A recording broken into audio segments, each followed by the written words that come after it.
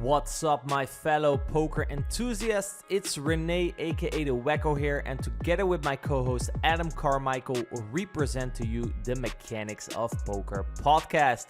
In this podcast, we deconstruct high-stakes poker players, figuring out what it is about them, how they think, what they do that makes them so successful, with an extra focus on the obstacles they faced and the skills they had to develop to surpass them. Over the years, me and Adam have gained a lot of experience in both reaching high-stakes poker ourselves and teaching other players to do the same. We have bundled all this knowledge together in our coaching program, The Mechanics of Poker, which is the most complete poker coaching product on the market. If you want to have a chance to work with me and Adam so you can get unstuck and make more progress in your poker career, go over to mechanicsofpoker.com to apply. But without further ado, let's learn from another high-stakes player's journey in today's episode. Welcome back to another episode of the Mechanics of Poker podcast. Today we will be chatting with Samual Vousden, aka European, 30-year-old longtime high-stakes MTT player and by many considered one of the best at the game. Samuel started pursuing a professional poker career when he was only 17. Initially, he did not get much support from home for his decisions, and soon after, he busted his 30k bankroll playing cash games. He continued moving up, chasing losses, ending up tilting it all away playing 25-50 heads up. Despite these early struggles, Samuel did not get discouraged, but instead tried to learn from this experience, which has been a continuous mentality throughout his career.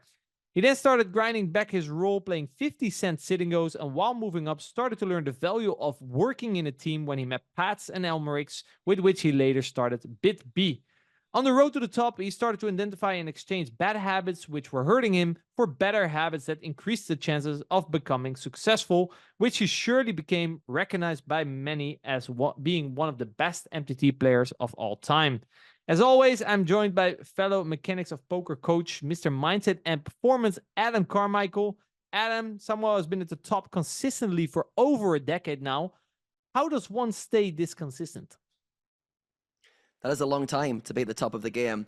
I think it comes down to a number of factors. One has to be a love of the game, loving what you do. Always wanting to learn, to get better at what you're doing, to keep striving for that next achievement or that next kind of milestone. I think having creating sustainable habits and routines so you like your day, you like your average day of being a poker player matters, and then having the right people around you to motivate you, fuel you, keep going. I know he's from BitB, one of the super groups in poker, so I'm sure we'll get into how that's shaped him. So yeah, I think there's some of the factors, and yeah, hopefully Samuel will share with us the keys to his longevity. Yeah, I'm very curious for this conversation, very excited. But before we dive into it, we have teamed up with some partners in the poker industry that, in our experience, help boost your poker career. First one being Universal Poker. If you're playing online poker without a good rakeback deal, you are leaving free money at the tables. This is where our partnership with Universal comes in. Whether you're making a new account or want to boost your existing accounts, we can give you the best deals on the market. But what sets Universal apart in today's market is carefully selecting the sites that they decide to work with, only working with sites that have their shit together and offer clear lines of communication with the guys higher up at the sites. This line of communication makes them more like a personal assistant for players rather than just an affiliate, which adds a very big boost to the deal. Visit universalpoker.com, link in descriptions. Be sure to enter code MECHANICS to access the exclusive deals we have arranged for our listener. Universal.com and enter code MECHANICS. Next up is GTO Wizard. If you are a frequent listener of this podcast, you know that 90% of our guests mention that they work with solvers in order to get ahead of the game. GTO Wizard is by far the most accessible tool if you want to use GTO to get ahead as well. We are proud to announce a technological breakthrough. Introducing GTO Wizard AI. This powerful technology can solve any custom poker spot in seconds to high accuracy. Unlike pre-solved solutions, this allows you to edit the solving parameters. That means you can modify the ranges, change the stack and pot sizes, customize the betting tree, and automatically simplify and optimize your bet sizes. Brace yourself. The meta is about to change. So sign up to GTO Wizard using the link below, gtowizard.com/mechanics. Get 10% off your first subscription and join the weekly coaching webinars, of which one every month is with me. Looking forward to educating you guys there. But without further ado, let's start today's podcast with Mr. European. All right, there he is, Samuel. It's a pleasure to have you on the show, man. Good to be here. Thanks for having Recently, me. I came across a post. I know you're not big on social media. I'm sure we'll talk about that. But I saw a post on Patrick Leonard's Instagram, where basically it was, I think he opened the button, you were in the small blind, it was Elmerix in the big blind, and he said something along the lines of like, 10 years later, still going strong. See you guys in 2034 or something. Longevity immediately jumps out. All three of you, you've been playing high stakes MTTs for a very long time. Could you maybe share with us some key traits or like habits that have enabled you to sustain your success in the high stakes poker world for such an extended period? Yeah, so 13 years, obviously a long time. I feel like probably one of the most important things is the people that I've been able to surround myself around. So I can't actually remember when I first met Pads, but it's ages ago now. I think I'd maybe been playing for 2 or 3 years, and pretty quickly met him, and then we just I think we played some handing game, and then we were chatting in the chat box, and then we just added each other on Skype, and then it kind of just kicked off from there, and since then we've always been friends, and we started BitB together, and then we got more people involved in that. We got Elmerix involved in that too. So I think it's a lot because of the people I've had around me that I've been able to remain successful. Pads was always the best at bringing a lot of people and the best people together. And you just learn so much from having these other great poker players around you. So I would say it's been, relatively easy like that. I've been given a lot of help in that sense. So I didn't necessarily have to do it all myself. But other than that, I've always had a curiosity for the game. I've always been interested in learning and getting better. And I think one of the driving factors that I've always had is playing against the best.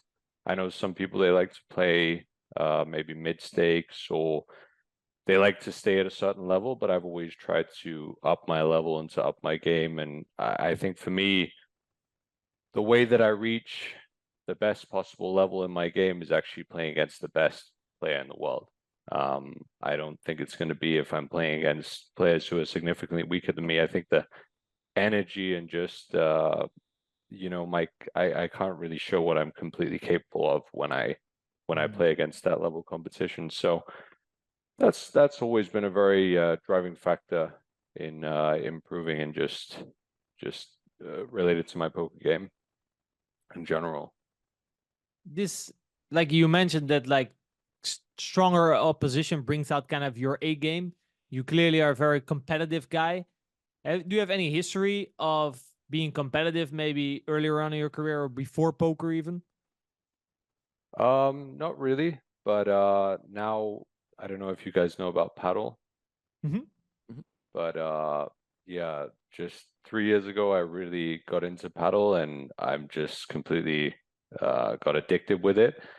And now I'm playing at a pretty decent level here in Finland. I'm like top 100 or whatever, so it's nothing special, but playing competitions, and it's very, very similar drive. Like the better players you play against, the more of a like zone you can get into. And that's always been the thing with poker too. Like you kind of just you play and you're present and you're making these decisions that come very intuitively, and then you just kind of lose yourself in the game. And that's always kind of been something that's given me a big kick, that you can do something that you really love and enjoy, and then you just, like everything else, you kind of forget about, and you're just so focused and so making decisions that you didn't even know that you were capable of making. So I think that that is something else that I'm very competitive about right now. How does, you mentioned curiosity as one of the key traits that has allowed you to stay in the game for so long. How does like this curiosity towards the game and, like you said, losing yourself, getting in flow, how do these two complete each other?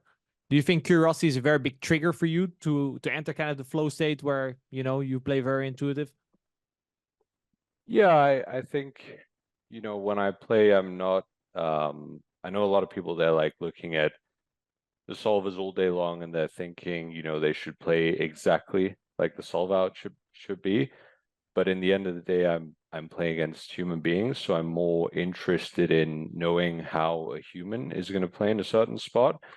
And I mean, you guys must have heard about him, but shout out to urop. I think he does some amazing content on YouTube, and I've actually learned a lot just from watching his content there, the way he thinks about the game and the small things that he pays attention to. I've always been quite similar in paying attention to these kind of things, and I think I'm more curious about that kind of stuff than actually, you know, trying to satisfy the solver, so to speak, because I don't think that's going to be making the most EV or money or even, you know, creating the most fun when you're playing poker. You mentioned urop and paying attention to small details. Any like small details that stand out to you? Like, oh yeah, this is something that I wasn't really paying attention to, but nowadays actually it has a very big part of how I make my decisions. Yeah, I think you know, just the note taking that he does is amazing. Like he makes very specific notes, and then he's able to use those notes in a very yeah, how would you put it? In a very constructive, or in a very good way to just exploit his opponents for the absolute maximum. And I watched some of them, and I was just impressed how well it was working for him, and how accurate these reads that he was developing were. So yeah, I thought that was very fascinating. And I had a similar kind of process, like ever since I've started playing, but slightly different. So yeah, I think that was those have been very beneficial to me. You mentioned like solvers, and I think going into a solver with the curiosity, I think that's kind of where the magic happens, right? Like you can just run a hand like, did I play my hand correctly? But it seems like you go into the solver with a more curious mindset. Yeah, I mean, you know, I've run most of the spots. I have some amazing people that also run a lot of spots for me, and it's just it's digging a little bit deeper and going more into how people actually play that is more of interest to me, and I've found that it really does add up, and it does make your win rates and everything so much better. Um, for instance, I mean, going like deeper into it, there's certain spots in poker, even at high stakes tournaments, where people take a certain line, they just never have a bluff, or people take a certain line and they choose a certain sizing scheme and they're just always bluffing. So there is certain spots like this where you can just make infinite money if you have an open mind to actually see what is going on. But I think a lot of people, they're very closed-minded, and they're like, well, actually, you know, if you look at the solver, he's playing like this, and we should play like this against that. And maybe that takes me back to actually when we had the old BitB, and I had kind of a decision to make. Like I had a bunch of people around me at the time who wanted to form this kind of a study group, or like, yeah, this kind of study group. And I actually decided that I'm not going to join. I was going to join at first, but then I realized that there was actually more negatives to joining than positives, and it was revolved around a certain mindset and maybe a little bit of toxicity as well. And yeah, I turned it down, and then after that, I don't know, I ran insanely well online and got all the results in the world. But I also kind of found a lot of freedom. I felt like I was able to play with kind of like a weight lifted off my shoulders. Like I still had Elmerix and pads who have always kind of been around, but there was some guys who I just left behind at this point. And yeah, it lifted my game to a completely new level. And it's also, I think, very important. I've read quite a few spiritual books, and just the kind of energy that you bring, and the positivity and just the mindset. And I feel like with Elmerix and pads, it's very matched, but with some of this other part of the group, it really wasn't there. And I have nothing like bad to say about them as people or anything like this. It's just sometimes it just doesn't work out. You don't really click with someone on that level, and you don't necessarily want to be speaking to these people every day if you don't feel that kind of deeper connection. And yeah, I think that's kind of what made me play on a way better level that I ever thought that I could have ever reached playing poker. And that's kind of when things skyrocketed in a good way. When you say that you don't really make click, do you mean like you just didn't really feel a good vibe with the group, or was it mainly like their approach to poker? Like I think you kind of sidewayed from the solvers to this conversation. Was it that like they were way more like GTO oriented, follow the solver, and you felt that maybe like your curiosity or maybe your creativity with how you approach poker was kind of being threatened? Yeah, it was a bit of both. It was a lot of I kind of see poker as like an art form. You kind of get to express yourself, and you get to try things out. Sometimes they work, sometimes they don't. And I'm the type of guy who has learned through a lot of experience and books to not be very judgmental towards myself if I make mistakes. Like I'll acknowledge, honestly and objectively that it's a mistake, but I'm happy to make a mistake if I can learn something from it. So I'm happy to take the risk in trying something new, and then maybe it being a really good thing, but not then afterwards judging myself. And I think in this group, I kind of lost my creativity a little bit, and I kind of lost that love and passion for the game. So I was kind of just, maybe a little bit like scared to play in a way, like you just wanted to play in a certain way. So this group was, kind of happy with the decisions that you were making. So you kind of lost a part of yourself, and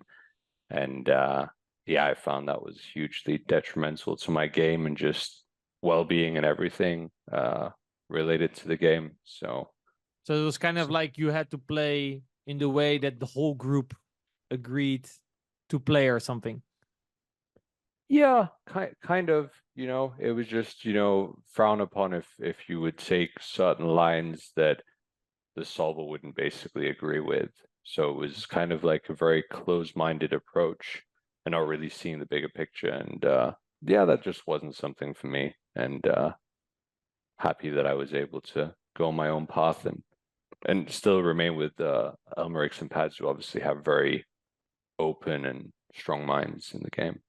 Actually, I recall we had actually Pats on the pod, I think probably a year ago. And actually, I recall we talked about this exact situation as well, that he mentioned in BitB, they brought a lot of different coaches in. And then at some point, he kind of lost. I think he described it more as I kind of lost my game. Like I was getting all this new information. I was playing a bit more like them, and I kind of lost myself in it. I think you're probably talking then about a similar time where I also felt like then I kind of trusted myself again. I kind of stepped away, and that's when a lot of success happened. You mentioned that you learn a lot from your mistakes. Do any big mistakes stand out that you maybe repeatedly made that in the end turned out to be great lessons? Big mistakes that I've made that stood out.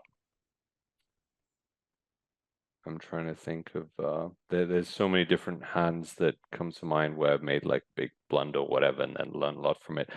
But I guess like the like I can't really recall any single mistake, but I think I would say that I've changed my approach to how I play and how I think about the game.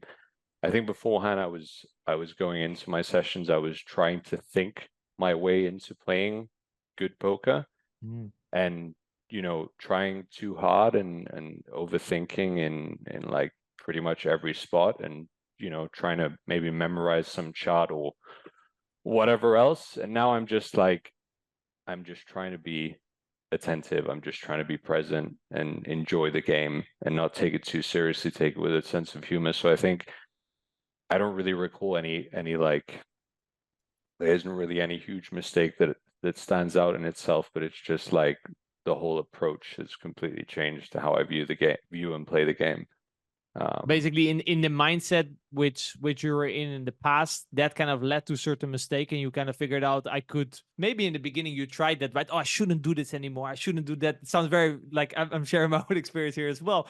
Where at some Yeah, point you realize, wait, all these mistakes that I'm making, they all come from I'm approaching the game in the wrong mindset. I'm in the wrong state of mind, and therefore sure. I make this approach. So when you then try to solve all these mistakes by saying I shouldn't do this, I should do that, you're trying to solve the same problem with kind of the same mindset. Sometimes you need a different approach. Did you do anything consciously different as well with how you would go into a session, for example? Like a sort of, let's call it like a pre-session routine. Did you change anything there?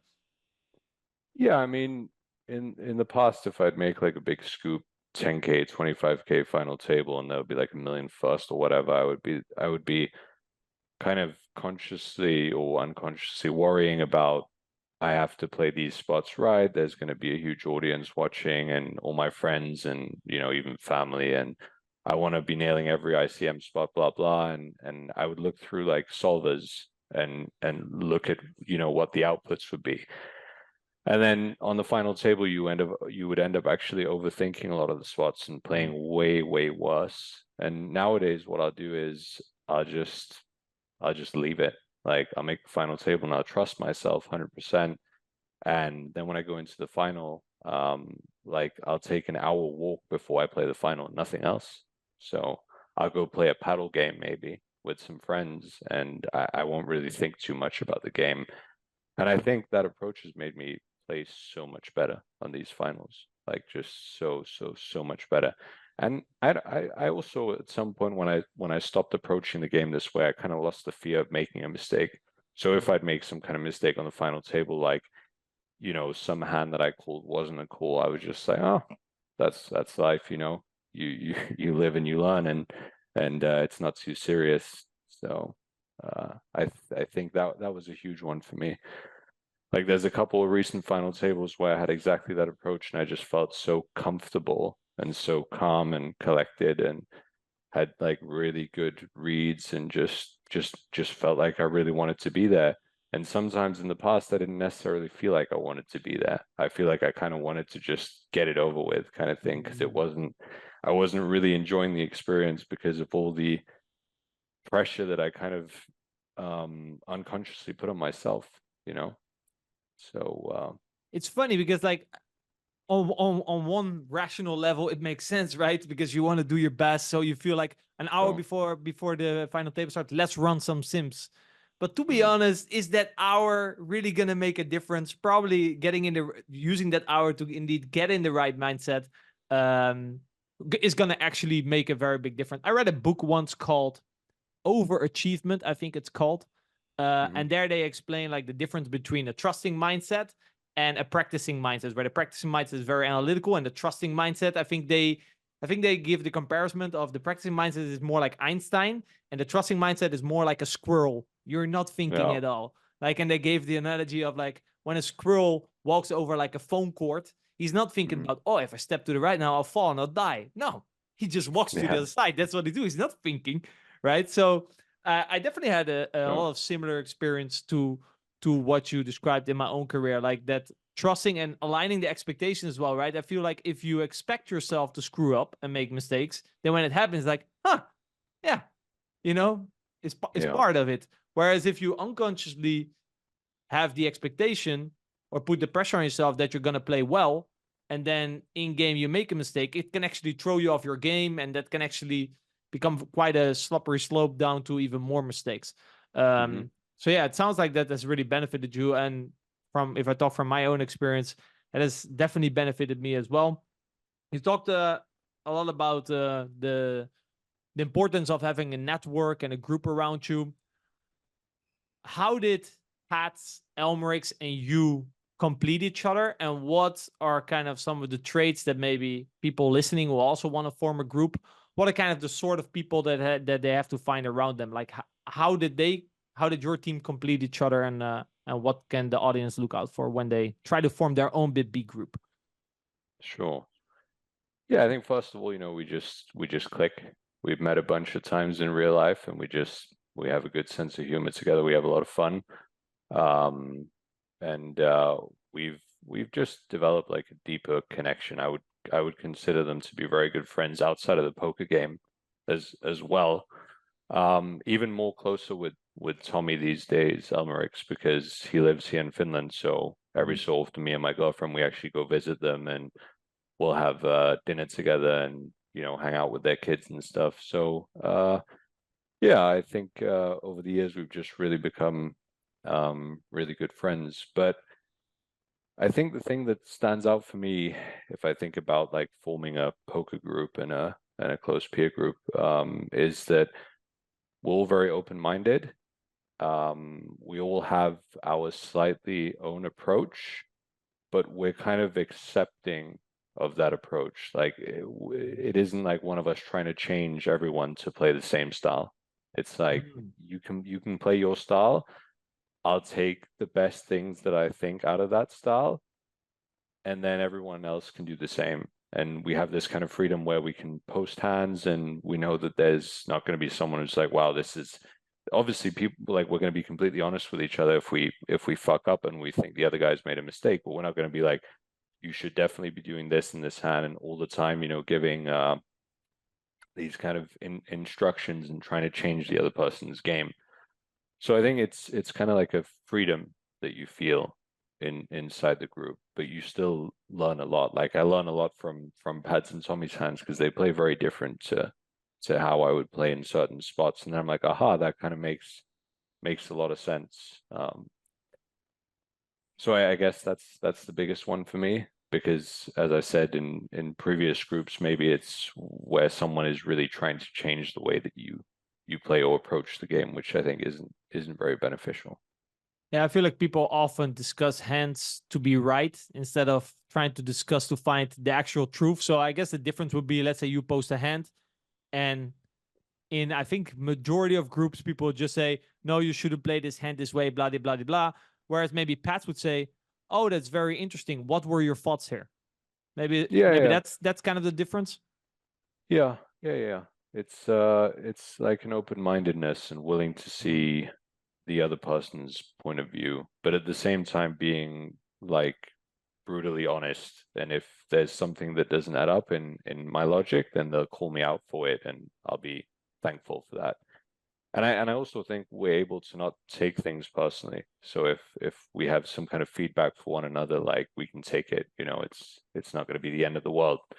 And we've obviously developed that kind of a trust throughout the years that we know the other person is just looking out for the other, and not just missed lunch and a little bit cranky and deciding to go out on the other. So yeah.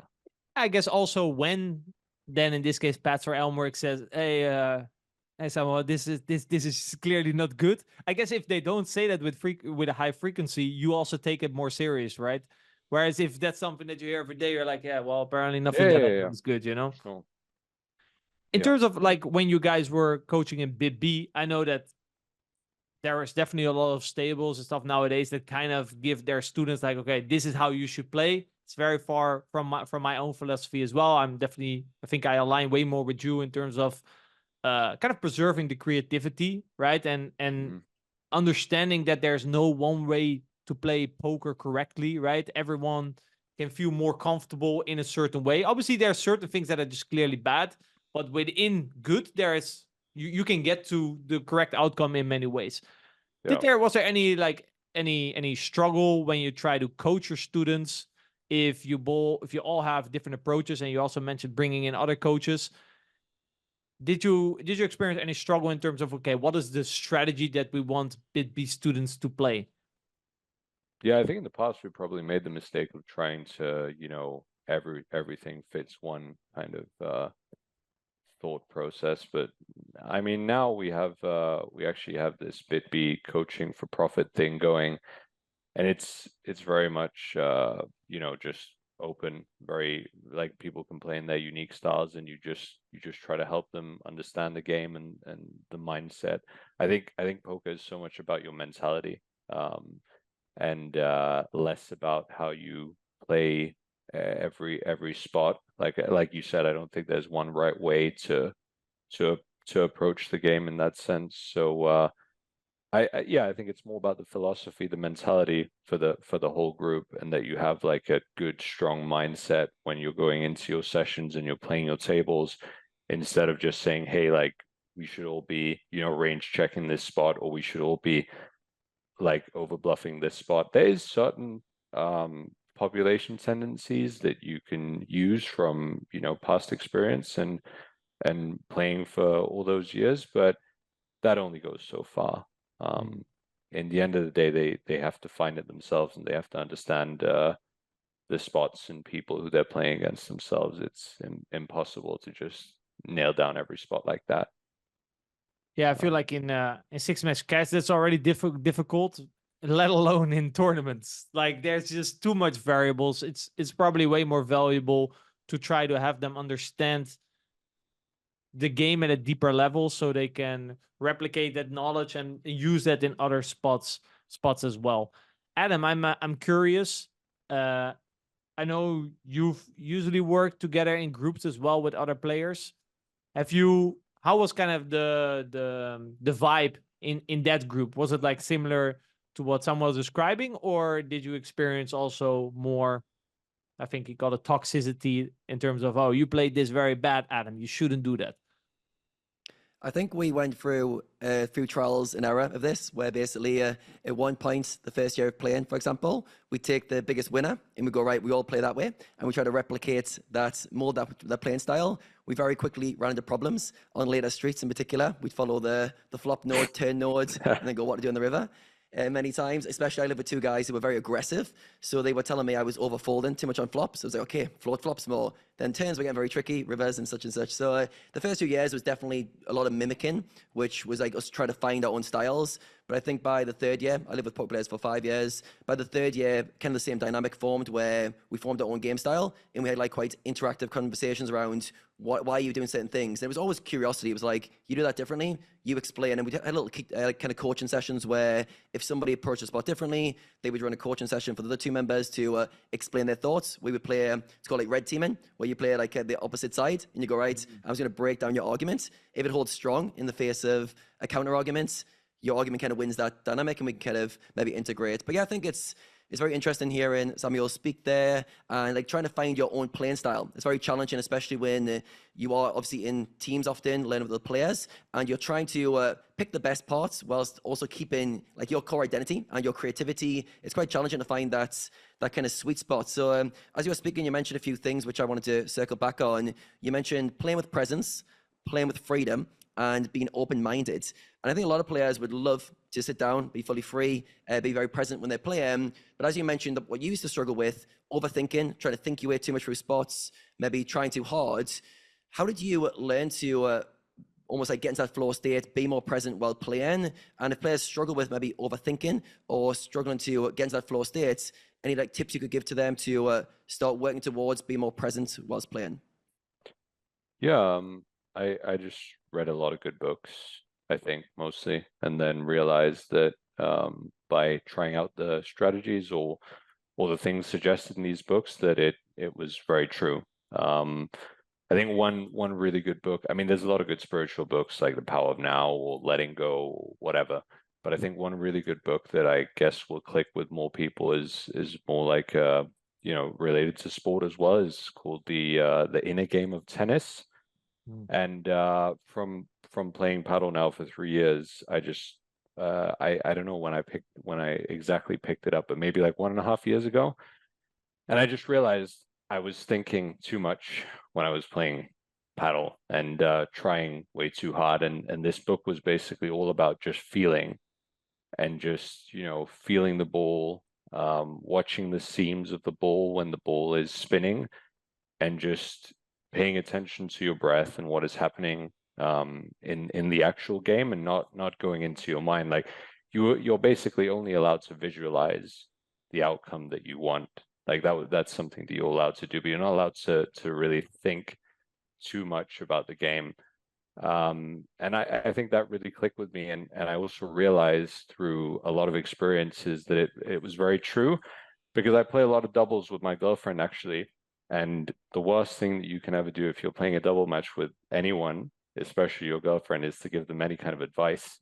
So if you tell them like, hey, you should be doing this, you should be doing that, they just completely lose their game. Like they start playing so bad and overthinking it. And had a lot of experiences like that. And then I realized the only thing that you can really do is just try to keep a good energy. Just try to keep a good flow going. And then I kind of used that same stuff in poker, and things every session was just better, approaching the game that way.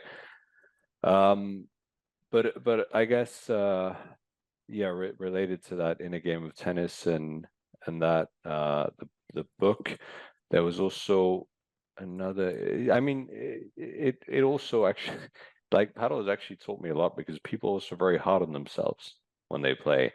Like you'll have people who smash their racket into their leg or their, there was one guy I was playing with in a double match, and we lost this crucial point, and then all of a sudden he smashed his knee with the racket, and we had to cancel the match because his knee was so fucked up that he couldn't continue playing. So I think a lot from that as well. You just learn to be less hard on yourself. You realize that this trying too hard and being super judgmental, it really doesn't work out too well for these people. So got a lot of compassion and just like, I guess you call it self-love or self-understanding or whatever from that. How do you build that compassion for yourself? Let's say if we're a poker player, and I love how you're making the sport analogies and then bringing them to the poker tables, because I think there's so many overlaps there, trying to perform at a high level and what you need to do to put yourself in the right state of mind. But let's say you're a poker player who is hard on themselves. I speak to players all day who are like really negative to themselves. They beat themselves up. They make a mistake. They start calling themselves an idiot. How do you learn to develop a little bit of self-love and be kind to yourself at the poker tables when you're making mistakes, feeling like things aren't in your control? Well, I guess you kind of have to have the realization that things go worse once you go down that path.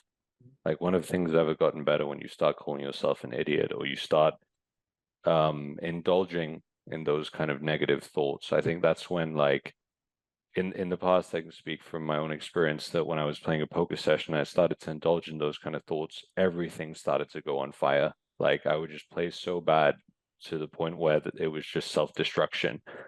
So I think just from playing on both sides, I feel like when you give yourself that compassion, your understanding, you can take action.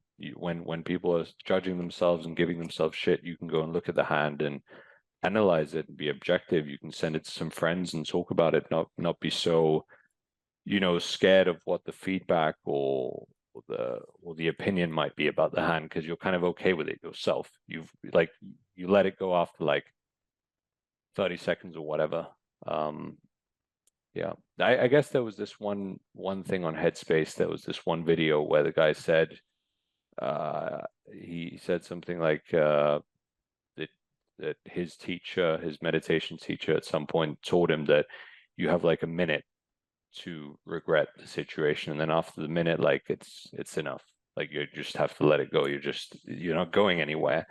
So if you can find some answers in that first minute, then that's good. But then it's enough. Like enough is enough. So yeah, I don't know. Yeah, very quickly becomes like a rumination where the mind just goes over the situation, but you're not actually getting any closure. You're just going deeper into the hole, so to speak. And as you mentioned there, the bigger lens, the zoomed out perspective of this isn't taking me anywhere good. And if I can just let this go, I can get back to a good state, back playing good poker or good paddle for you as well. And yeah, it's really interesting when you find or you observe other people and they're really struggling with this. Like you saw that guy bash his knee in, pretty extreme self-harm there just to show his disgust in himself or his disappointment or his frustration. So yeah, it's a high level skill which I think a lot of players need to work on, because obviously a lot of players have a lot of their self-worth involved in poker and their pursuits. So when they make a mistake, it's not just a mistake, it's a I'm not good enough. There's a lot of depth in there. So I think we'll go into that a bit later in the conversation. But yeah, I think it's good to just remind yourself that nothing good comes of this, and if you do indulge in those negative thoughts, come out of it quite quickly. So I want to go right back to the start of your career. So when you were 17 years old, you made 30K quite quickly, which is very impressive for a 17-year-old. And then you lost it in like, I think 30 minutes or something like that. I want to know how this shaped your career, because often these big moments early can make a big kind of scar or a big impact on how we take further action. So for you, how did that kind of high and low experience early in your career, how did that shape your future career? Yeah, I mean, I was living in Finland at the time, and my my mom was my mom was a single parent with us, and we didn't really have much money. So this 30K, I was thinking like, wow, like I can really help out. I can give some to my mom, I can give some to my brother, and this is gonna, have huge benefits. So I was actually I was devastated. I think I was even crying at the time. I was like completely broken. But yeah, I mean, I started to rebuild from zero, and I learned a very important lesson that when it comes easy, it kind of goes the same way as well. And I didn't really have any good habits or structure in place, and I was just very unconscious and unaware of what it requires to actually get to the top and stay there. So yeah, after I went broke the first time, I never really went broke again, and it was a huge learning experience at the time. Also very painful, but yeah, it like looking back at it now, it's the best thing that could have happened to me at the time, because obviously I was completely reckless, out of control, playing take chip, heads up, 25-50, legend of the game, obviously.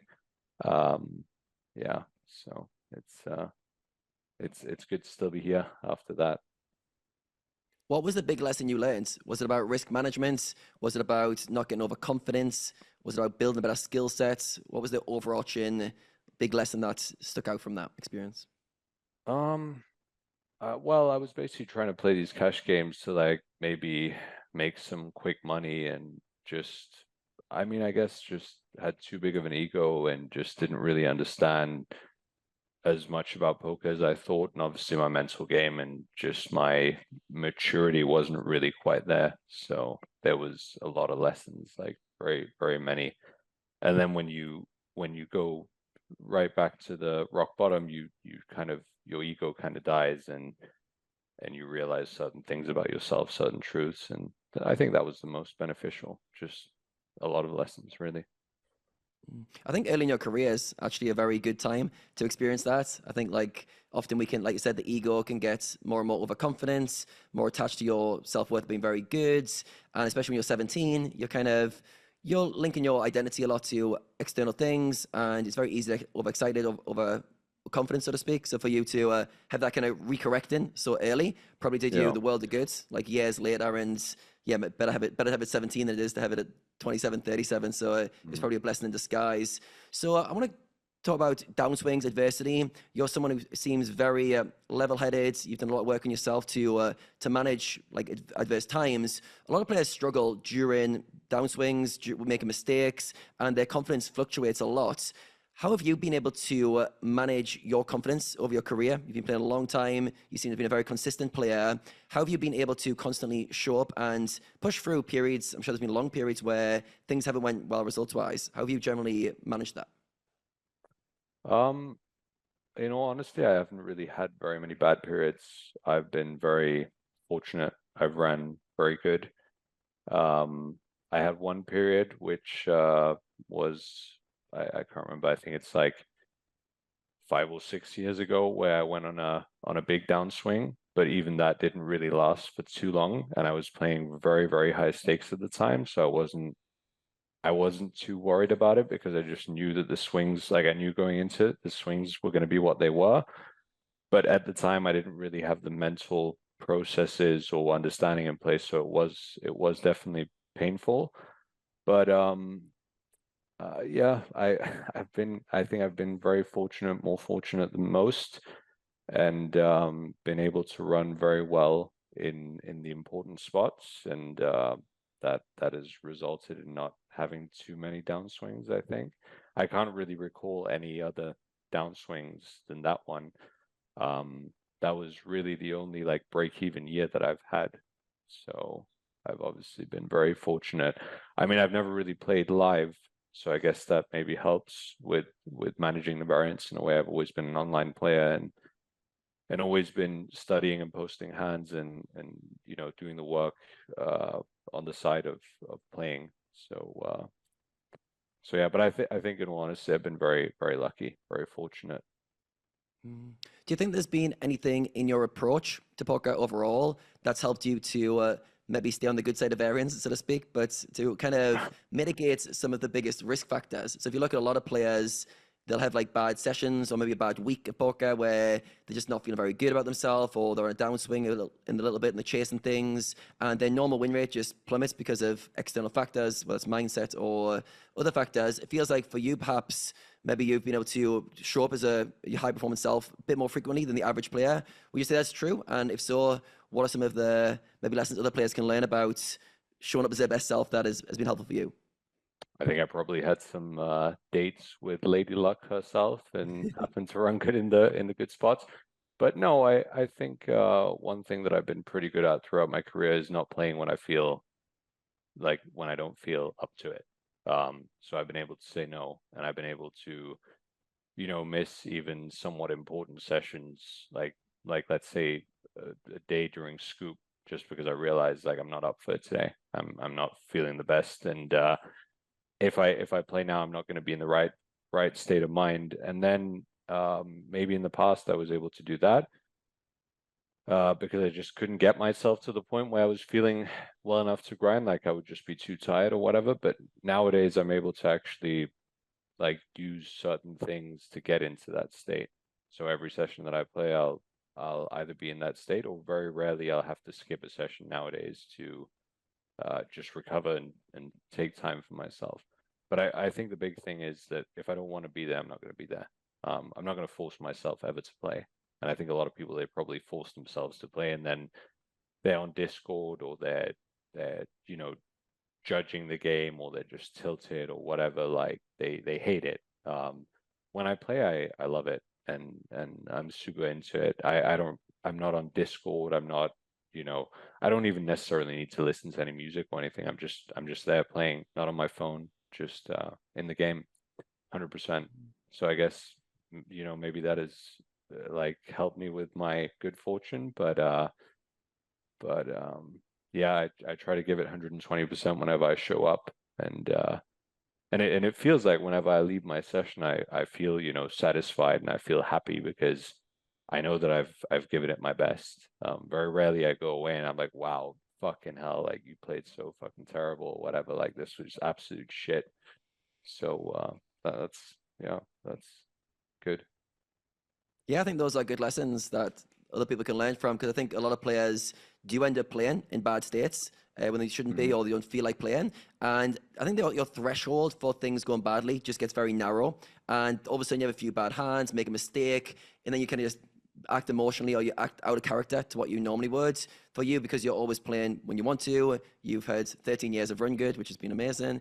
But yeah, in general, you've almost like put yourself in a condition where you're able to play these good sessions over and over and feel good about your performance, which is a very good indicator that you're performing at a high level consistently, where I think other players might be up and down with their individual performance level. You mentioned earlier as well, like poker is about mentality.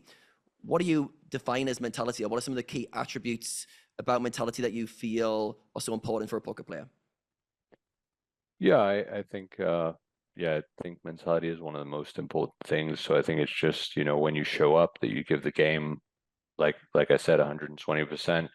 So you're not on Discord, you're not doing other shit, and you're just giving the game the respect it kind of deserves. And also paying attention to certain things when you're at the table. Like, you know, I know a lot of people they don't believe in these kind of things, but for instance, what kind of time people are using in their decisions, if you can get any reads on that, what kind of sizing schemes they're using. It's very small details that you can be paying attention to if you really want to. But a lot of people just decide to, you know, they don't necessarily believe in that kind of stuff, or otherwise they're just maybe lazy, or they're unaware or whatever. But I always try to be very, very focused when I'm in the game. And I think another thing, when I'm running deep in my sessions, like let's say I have a few good tables, I also try not to be very egotistic about it. Like, you know, thinking too much about, hey, like I'm going to win this tournament, or blah, blah, blah. I'm just more kind of in check with the feelings and what is going on, instead of trying to build up like huge expectations for myself and put this kind of this pressure on. More just enjoying the situation that I'm in, and the hands that I'm playing, and what's going on the table, kind of thing.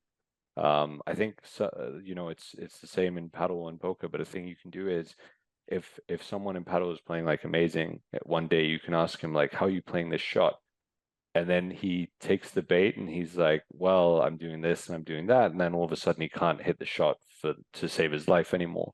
And I think the same thing happens in poker to a lot of people. You're running deep in a lot of stuff, and then you start thinking way too much about it. Like, wow, I have all these amazing tournaments, I'm going to win like fucking 20,000 today. And then you just play bad hands. You just bust out. Like, you almost just curse yourself to do poorly.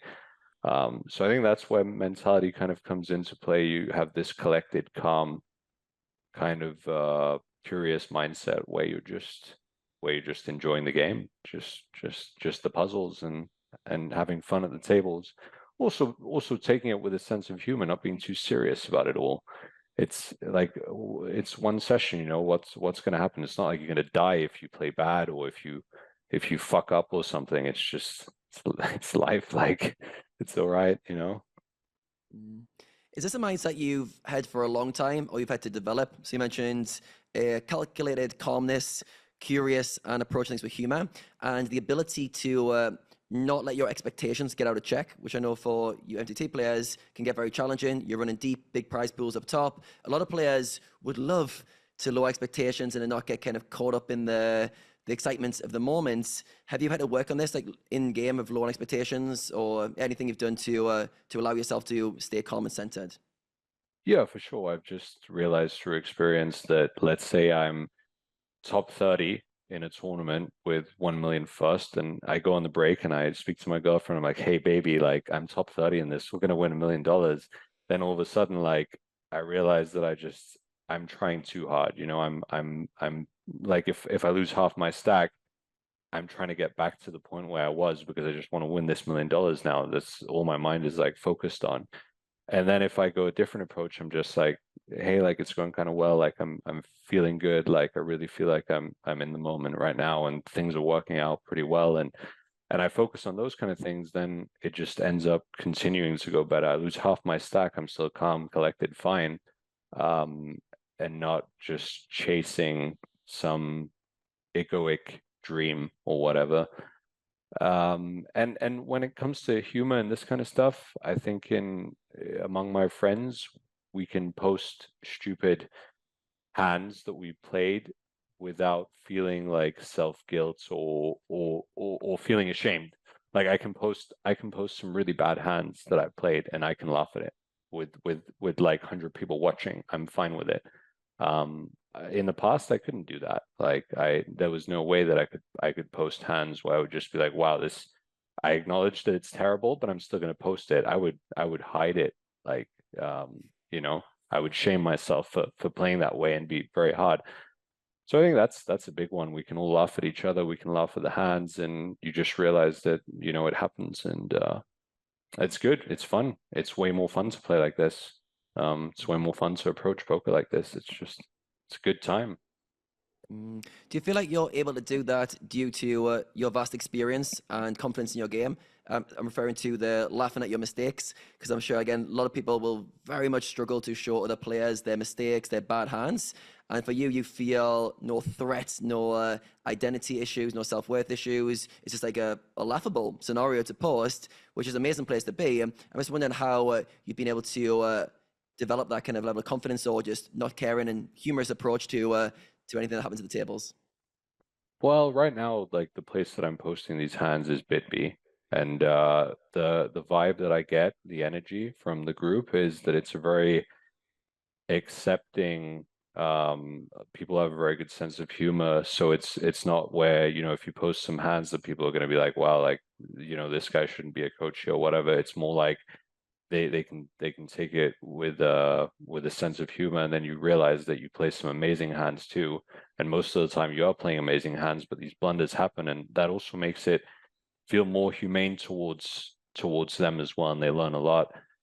So I don't know. I think it's just making yourself vulnerable, putting yourself out there, and realizing that it's not such a big thing. But I can understand that it's very tough if you don't necessarily feel the confidence, or if you haven't had the success that I've had from like a results point of view. I wish I would have learned this a lot earlier, because it would definitely have improved my results and just, you know, the fun that I have at the tables and off the tables. So I would recommend it for anyone. Yeah, it'd be a nice change if a lot of poker thread chats were all about the bad hands you played and the blunders you made, rather than the coolers and the very close spots. But yeah, I think, like, as you're saying, in your community as well, it makes you more relatable. Like, you're also an individual who's not perfect. I make mistakes. I'm sure Exactly. in the community you're at a very high level of esteem and kind of reputation. So for them to see you make mistakes is like probably quite freeing to them. So it's like a good leadership role as well for you to show vulnerability, rather than just, hey, I'm the end boss and I don't do anything wrong. So yeah, I think it's a very good coaching style there.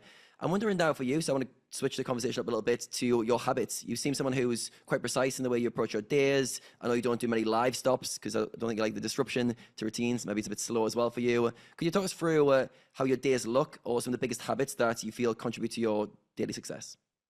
Yeah, I feel sometimes I live like a kind of retired person, because I kind of enjoy going out into nature, like long walks, and just enjoying nature, meditating.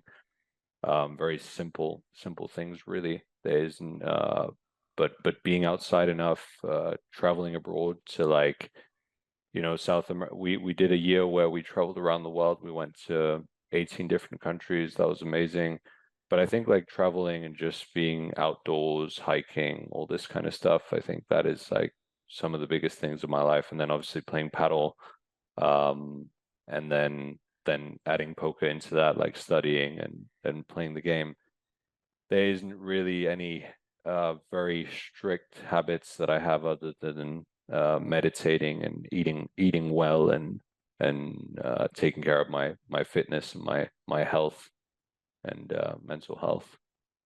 So you mentioned there a lot of nature is important, getting outside, being outdoors. How did you deal with the pandemic period, where a lot of us were indoors, there was not much going on externally? I'm sure you could still go outside a little bit, but how did you deal with the kind of, it was almost like a imbalanced period where poker was going crazy, bigger tournaments, bigger buy-ins, and there's less things to do in your real life. How did you strike a balance during that period? And did you have any challenges during the pandemic? I don't really remember the time too much, but I do remember that we were going to all these different national parks here in Finland. So in Finland, you could go outside. And actually, at that time, we started going outside more and visiting all these places. So for me, that was a good time. It was had a lot of fun, and it was completely all right, because I was here with my girlfriend. So it was actually okay. Yeah, so no out of balance for you on a No, world no, level? no, Yeah, no. you barely noticed it, which is a good thing. Yeah. Yeah. Yeah, I had to remind you what time period it was. That's a good thing, I think. Obviously, every country had its own things going on. If you could go to the places that you normally go to without disruption, parks and stuff, Yeah. then it feels like fairly uninterrupted. Myself and Rene were talking a little bit before we got online, and we're quite interested in how MTT players approach their 5-minute breaks. So in sports, very often, any sort of break period, whether it's in tennis or football, can be a momentum shifter. And a lot of sports like use small breaks to kind of change the momentum of a match, whether it's tennis or football. And they can really, kind of change a lot of dynamics. And I think the way people approach breaks is very different. So for yourself, how important are these 5-minute breaks every hour online? And how do you use them effectively? I actually just recently, someone asked me about this in the blog that I'm writing in BitB, and I don't really do anything special. Like I just maybe have a little bit of a chat with my girlfriend, kind of on the surface, share how I'm feeling, ask her how she's feeling, how it's going, and then I'll just take 2-3 minutes to look outside because I live right next to the sea and we have some amazing views here. So I just try to look as far as I possibly can because obviously when you're looking at the screen all the time, it's quite draining and bad for your eyes. So I just yeah, I try to look as far as I can and look at something outside of the whole screen and focus stuff. So I don't really think too much about the game. I kind of give myself a break when the break comes. So just take some time away and enjoy a moment. Yeah, I think that looking away from screens, there's a lot of kind of neuroscience behind that as well, where we generally have a very narrow focused, which is very draining on our kind of focal muscles. And then looking further ahead kind of resets our visual field, a bit of a relaxed feel, especially in nature, like yourself looking at the sea is a perfect way to kind of loosen some of those focal muscles, but give you that kind of relaxed feeling. And yeah, I feel like it's one of those things where it doesn't have to be complicated, but getting away from your desk, they kind of getting that bit of reset time can be very important. Do you feel like you're somebody who manages your energy well throughout a session? Let's say it's a 10-hour grind or so on a Sunday. Are you someone who is able to manage the energy quite well towards the end of a session? I think you mentioned yesterday you're up till 3 a.m. How do you generally think about being able to perform at your best towards the end of a day? Yeah, I was up till 5 yesterday actually. Yeah, I mean I find it tough sometimes in this European time zone. It can be kind of draining, and also because I experienced the other side of it. So I was in Mexico and some South American countries grinding, and it definitely felt different. But then at the same time, my girlfriend actually made me realize that during the day here in Europe, you get to be outside when everyone's at work. So I've kind of taken the positive out of that, and just and like you get to see sunlight and get to enjoy the day when everyone else would be hating their life at work. So I kind of enjoy that. But I think I manage my energy pretty well. I didn't used to work out and eat as well as I'm currently doing. So nowadays, having so much better energy in general, it's also a lot easier. Um, but actually, going back to the breaks, it's also a time when I'm kind of feeling out my body if I need something to be able to perform a little bit better. So maybe if my energy levels are a little bit low, I'll get something from a nutrition point of view and up the level a little bit. That's an important one, which I think people underestimate. That kind of self-check-in, like regular self-check-in. How am I feeling? How's my energy levels? What's my emotional state? And I think those little 5-minute breaks are a great opportunity because sometimes you're feeling great, high energy. Other times you're feeling a bit flat, a bit down. Other times you're feeling frustrated or a little bit of whatever in the system. So I think that little 5-minute break to check in and just ask yourself, what do I need right now? Do I need to take a little break, relax? Do I need a cold shower? Do I need some nutrition? And yeah, I think that's a real good kind of a skill to implement throughout your day, which sounds like you do quite regularly. Yeah. Rene, I'm curious about you right now. You're obviously new to fatherhood, and I'm sure energy is something you dream of having again. How are you managing your current routine, and how's the energy flows at the moment for you?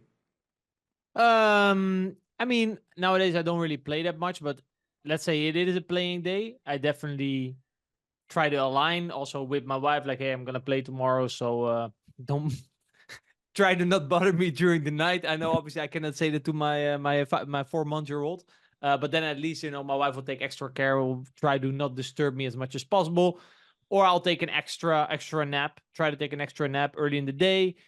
During the day, I try to, for example, let's say I'll play in the afternoon. I will try to waste as least energy as possible. So I'm not gonna be scrolling on my phone. I'm not gonna be I try to minimize the input as much as possible. I'll play a little bit with the baby, or I'll take a walk outside. Nothing too heavy. I also don't like workouts and stuff like that. I usually feel it drains my energy a bit too much on a day of playing. So yeah, I just try to get to the point where the session starts and try to preserve my energy for that moment, and then try to peak at that moment. That I would say is the most important thing. I was curious. You mentioned ego at some point. What are like signs that ego is getting in the way? what are signs that ego is getting in the way? Yeah, I think caring too much about what other people think, like and looking out for different kind of validation from other people about, you know, how you're playing or how you are, and this kind of just caring too much about what other people think. Also not really being able to be objective with the way that you're playing and viewing the game.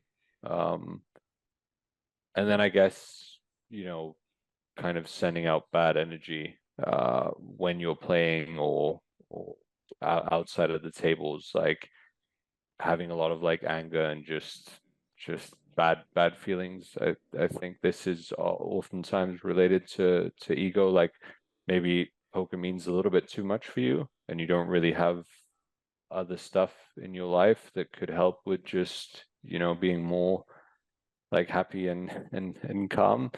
Like I definitely didn't always have the balanced kind of life that I have now. Poker did used to be too big for me, and I used to just be poker, poker, poker, poker. And at that time, I realized that I was going through a lot more pain when things didn't necessarily go too well.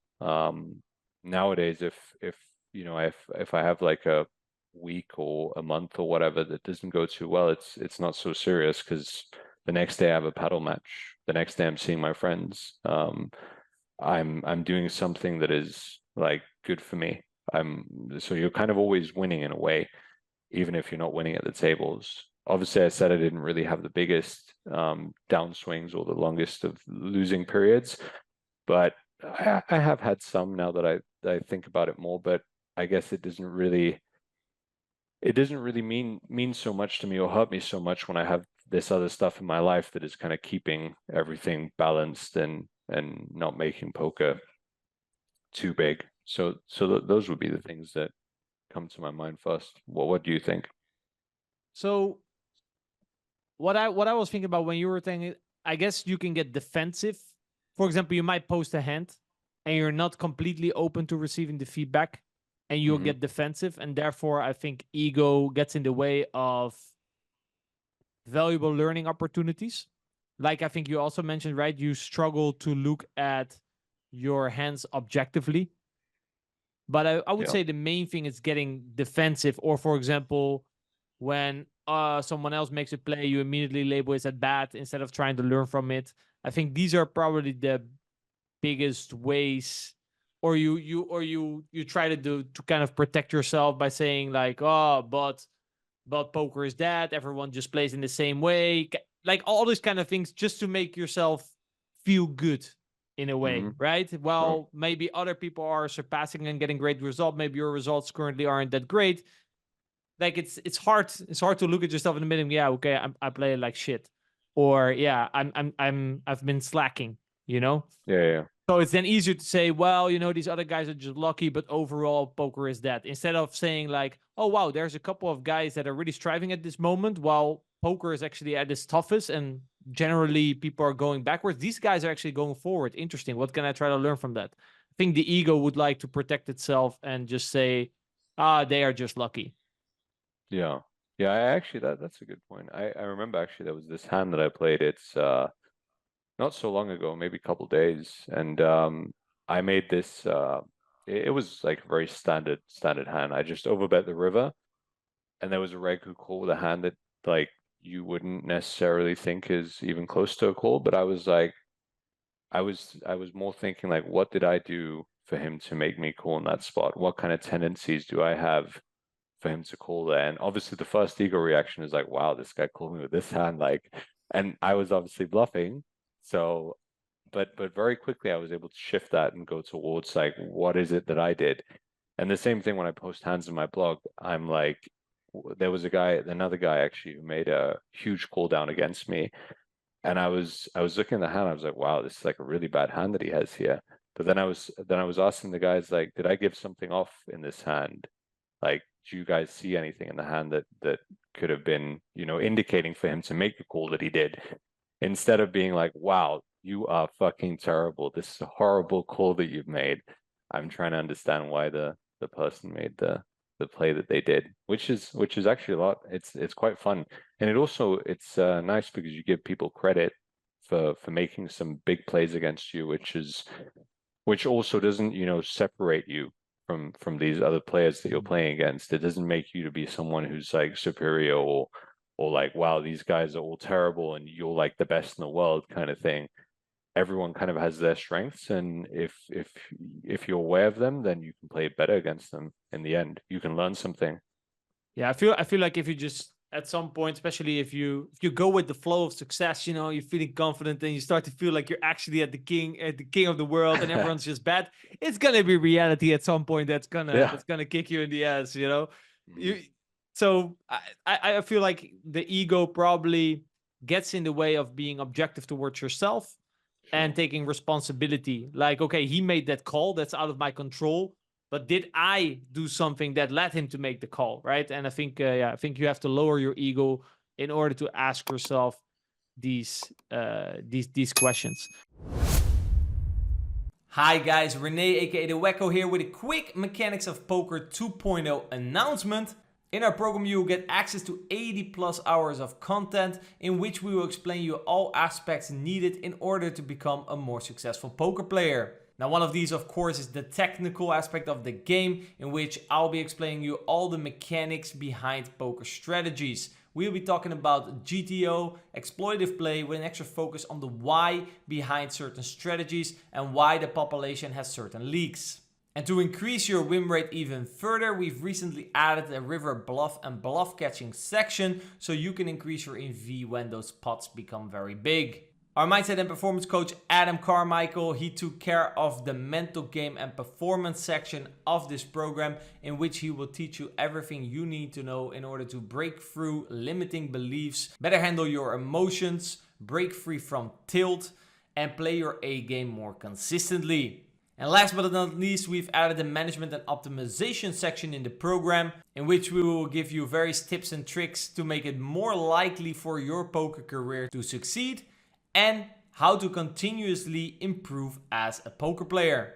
Now, on top of that, this concept is continuously evolving based on feedback and suggestions we get from our community. Next to all this content, you will have access to our exclusive Discord community, monthly live Q&A calls, and one-on-one coaching session in which we are going to be reviewing if you have been implementing the stuff that we teach you in the Mechanics of Poker correctly.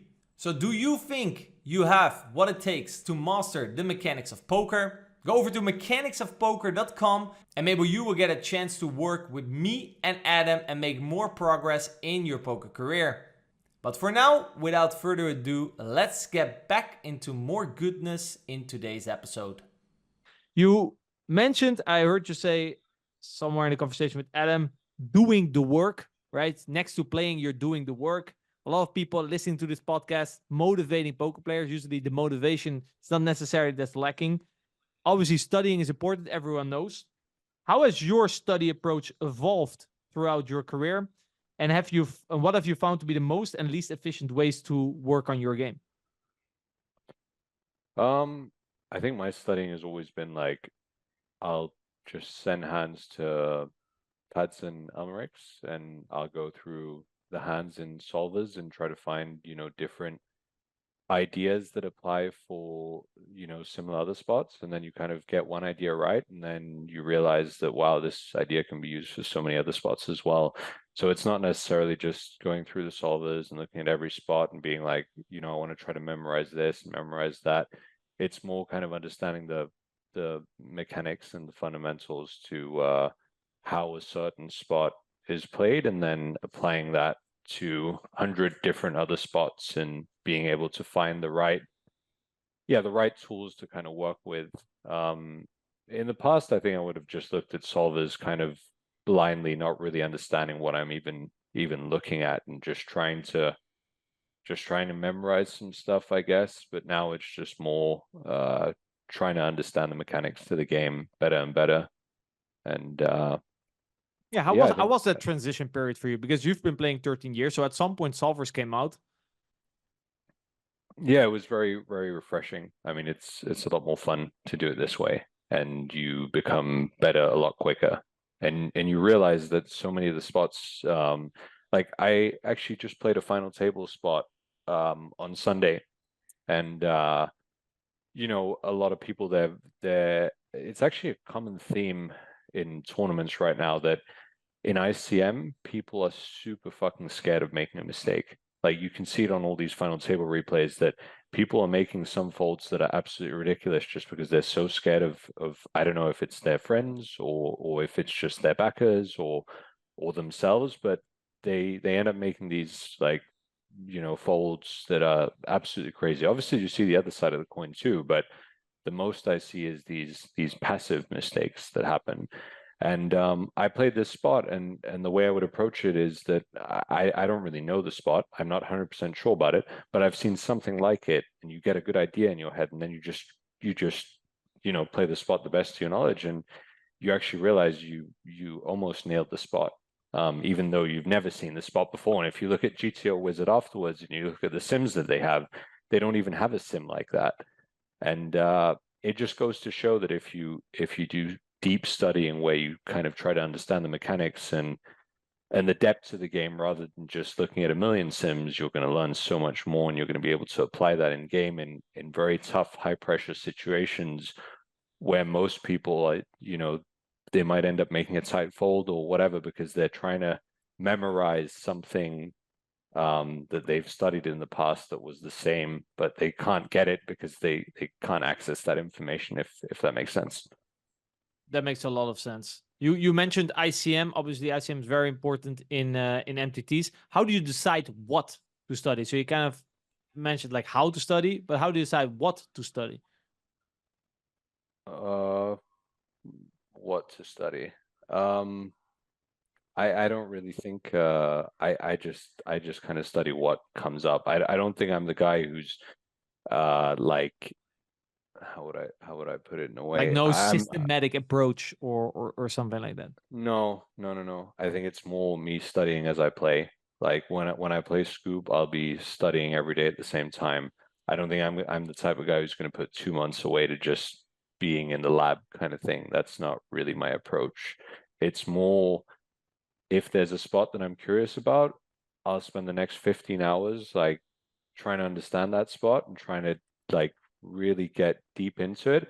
And then I'll post my findings with some of my closest friends, and then they'll get something from it. And I would have, you know, learned it even better myself because I've shared it with someone, and that's how I'll do it. So I have these periods where I get super interested about a spot and go really deep into it. But I'm not like spending 2 months just away in the lab.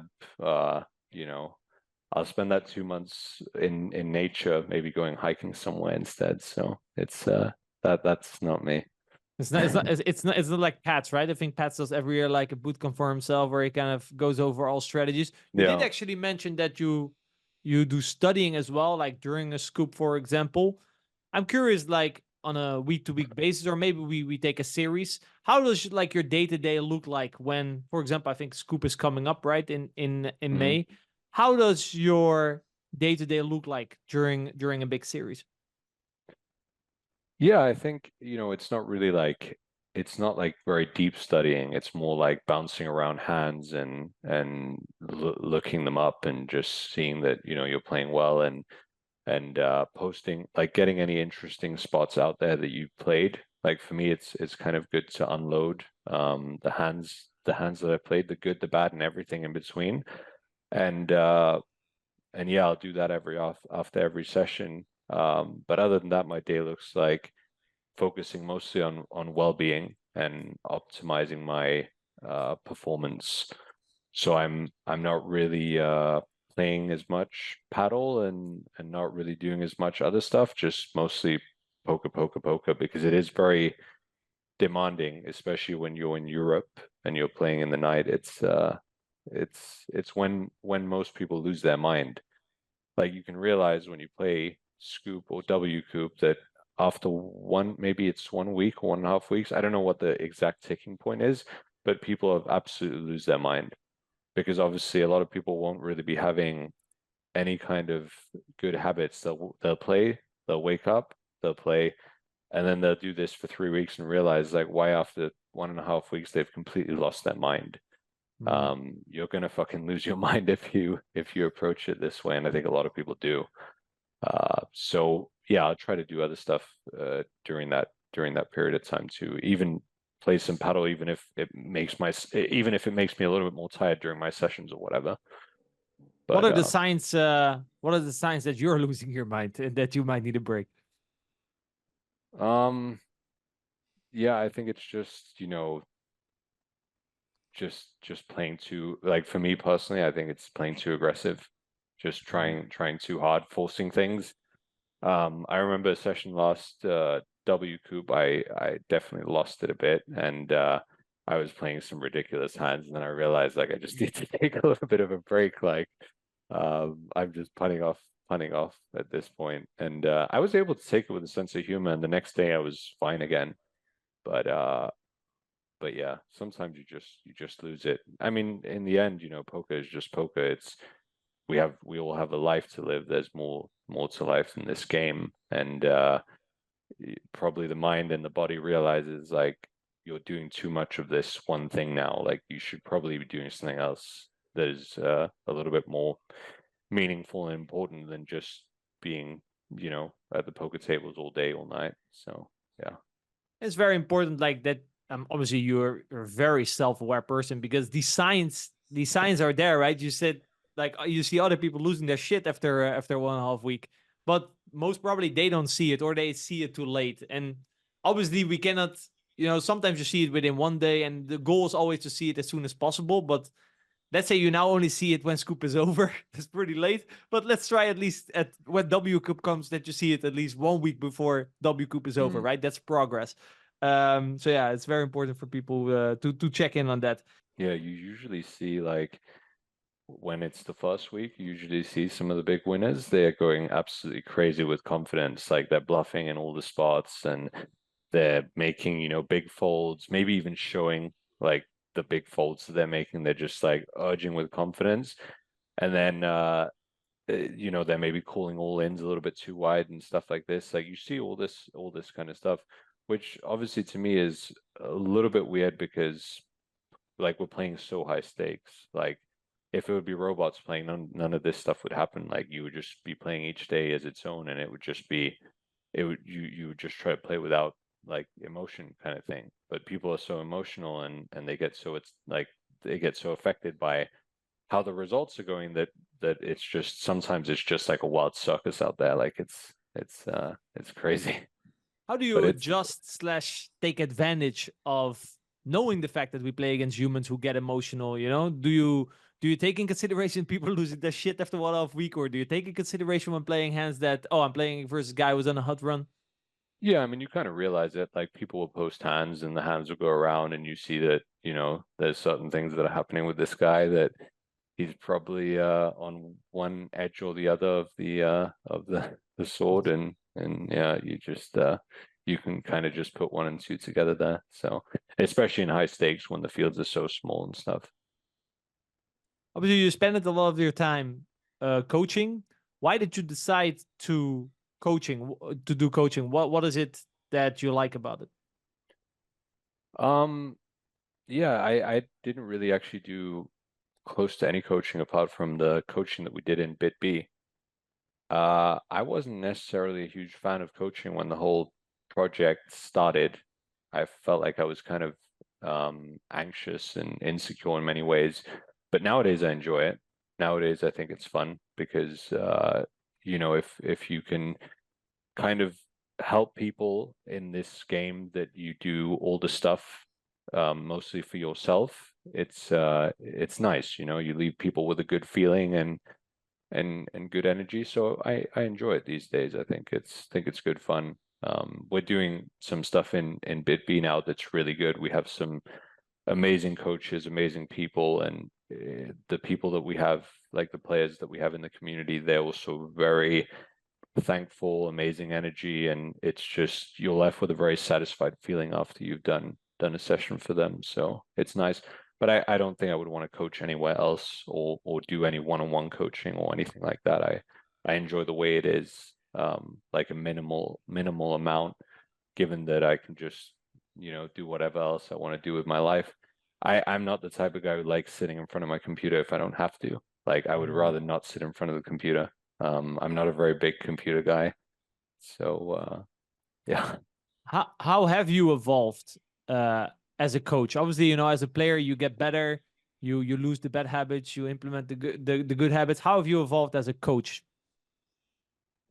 Um, I think I'm more understanding, like in the sense that I'm not necessarily going like if let's say I go through your hand histories, my goal and my thought process in the past would have been that I should be like giving all kind of feedback, like telling you exactly what you did wrong in the hand, but I'm more trying to just, you know, make the idea clear and ask questions rather than just be like, hey, you're right, you're wrong for doing this and saying like this is bad play versus like why did you play it like this? Like, do you have any good reason for the approach that you took in this hand? And then trying to understand, then maybe being like, aha, that actually kind of makes sense. Even though I would have played the hand in a different way, I can kind of see what you're going at here, and it's quite a good idea, and maybe I can learn something from that. So I think my mind has become a lot more open to realizing that any player, any level, could actually do things better than I can in quite a lot of spots, and I can actually learn something from them as well, and I do learn a lot, especially from the people that we have now in BitB. I've learned a lot of stuff. So it So comes back to I the curiosity again. yeah, sure, but I think that's my approach because I think a lot of coaches, from what I see, if they're going through people's hand histories, they can be very very strong with saying, hey, like, this is not good. Like, you did this wrong and that wrong, and you should be doing this and that. And that can lead to the person actually really starting to overthink spots and feel insecure and stuff. And I don't think that's necessarily a good path, and Yeah, very helpful to the the, player. the, you have like kind of the end goal in mind, right? You want to have the student perform the best to his Hmm. capabilities. There's no point in nitpicking someone's game and be like, you're doing this wrong, this, and the guy's left like, oh my fucking god, I don't know how to play poker anymore. So I think as a coach, it's a very valuable skill also to know what not to say, if that makes sense. I remember you probably know Poker Kluka. You probably played with him in the past. So Yeah, I it know. was a good buddy of mine, and we would do strategy together, study together, and I I think his strength is like for sure confidence. He's a very confident guy, and I Mhm. remember like I would play against him, and let's say he had a very big leak or something that I think would cost him a lot of money. Obviously, I would point it out, but I always thought that I remember I would deliberately not say certain things. I've done this as well with certain students, deliberately not say certain things because I feel like they're in a good flow. It's the confidence, it's the fact that they are able to perform well. That's what's their edge. So Yeah, me saying, hey, you have a leak here doesn't really work for these type of players because it would hurt their confidence, and their confidence is actually their strongest skill. So that leak, it's irrelevant. Uh exactly. and I definitely also relate with what you're saying. I feel like if I'm not feeling too great about myself and I do a coaching session, I notice or even a podcast, to be fair, I notice if I maybe a little bit, I can maybe be intimidated. Obviously, we have great guests on, right? I Mhm. feel the need, probably if I don't listen back to all the podcasts, but if I would listen back, the podcasts where I talk the most are like, I don't know, I feel maybe like a little bit intimidated by guests, or there's like a little bit imposter syndrome. Then I feel like, oh, if I just say a lot of cool things, a lot of knowledge, I feel good about myself. And it's a little bit the same in coaching. If I feel like, okay, I'm not asking the student enough questions, and I'm just saying, okay, you should play the hand this way, I'm just not in a great state of mind. So it's not like I fixed it, but I guess it's kind of again where ego or like some insecure. I think with me is more insecurities that come in, and then I can kind of remove that feeling by showing like superiority or dominance in a certain way. Like, oh, look how smart I am. I have all this knowledge, you know. And it's again, Yeah, it's exactly. also good to laugh at it. I think yeah, that brings me to a point of sometimes, it's I think a lot of people have the problem of not saying that they don't know. Like Mhm. just a student asks you about a spot and you just make something up because you just should know, but you don't know. And I've definitely learned over the past years, just say, I don't really know. Like, we should try and figure it out together, but I'm not sure. And I'm cool with that. Like, it's okay not knowing. And I think a lot of people, they make up all kind of bullshit just to not avoid the fear of not knowing. So I yeah, feel I like this is rather always. I feel like this has always been my strength. I remember during my CFP there was one moment where we were doing basic math, and my math really sucks. Okay, and so I put it apparently like I just said, hey, listen, guys, I don't know what the fuck I'm doing. So I was trying to make this calculation. Basically, any student in the room could make this calculation, but I couldn't. My math is very, very, very bad. And then the student at the end of the lesson came out. It's like, oh, that was actually really cool of you. I was like, what was really cool? So yeah, that you admitted that you're very bad at math, and you didn't hide it. You were trying to figure it out. And you asked everyone for their opinions. How the fuck do I calculate this? nice. And I never really thought about that. Actually, I got feedback once in our current coaching community as well. Where they say, yeah, if the wacko doesn't know it, he just said he doesn't know it. It's like, yeah, sorry, I don't know. I'll try to figure it out for you, but currently I don't know. Or I'll ask the other players. And I think it's a waste if you have a coaching community to not ask your community, right? You learn Yeah, probably a lot from a student. I can learn a lot from a student. So many times I just say, anyone else have any ideas? Because I'm a bit out of ideas at the moment, right? sure. I think it's very important. In 100%. during your time coaching, what do you see as some of the biggest leaks? So probably our audience as well listening. What are like some biggest leaks that you see returning as a trend in a lot of the players that you coached? It's very, very tough to pinpoint exact leaks, but I mean, again, I would go back to just how people approach, playing the game versus specific kind of hands. It's more of for me, it's always about the mentality. I can't really say like this guy is, c betting way too much or whatever. I feel like it's just as a whole. But I do feel like when you coach people, that they might take your ideas and they might, kind of try too hard to implement some of the stuff that you've said, and then it kind of goes the opposite way. So they might, blunder a spot super, super hard because you said this one thing during the coaching, and then they like thought about it during the hand, and then it went completely wrong. So I would say the biggest mistake is probably just trying and not just letting it happen. Trying Like, not letting it happen. I really like that. Yeah, I guess if the coach taught you a certain concept, you go in with the session of where's that concept? Where's that concept? Where's that concept? yeah, You try to apply it everywhere. Uh, yeah. I really like that. For myself, I'm a cash game player. Gonna go to Vegas. Maybe I might hop in an MTT or two. What is like maybe some advice that you give to cash game players who hop into tournaments? I know during series there's probably a lot of cash players who grind some of the tournaments. Well, like what are some advice that you can give us cash players who hop into a tournament? Advice is that like tournaments are very, very soft and people play very poorly, and you're gonna do amazing. I don't think there's too much advice that you can really give, but I think cash players, they tend to do amazing when they play tournaments because they're just used to playing at such a high level, and I think the level at cash is just a lot tougher than it is at tournaments. So I feel like they just end up just because of their theoretical knowledge and understanding for the game, they end up doing very, very well. But probably pre-flop spots is the most difficult for cash guys, like playing shorter stacks and adjusting to different stack sizes. I would imagine is the most difficult. What are like some adjustments that I should be making when my stack falls below, let's say 30 BB? But to be fair, there's probably a lot of nuance in 30, 20, 10, 8. I talked to a spin and go player once. He said, what do you mean? I run sims for 6 BB, 7 BB, and there's a lot of big difference. Like, what do you mean? 6, 7 BB is the same, right? But apparently not.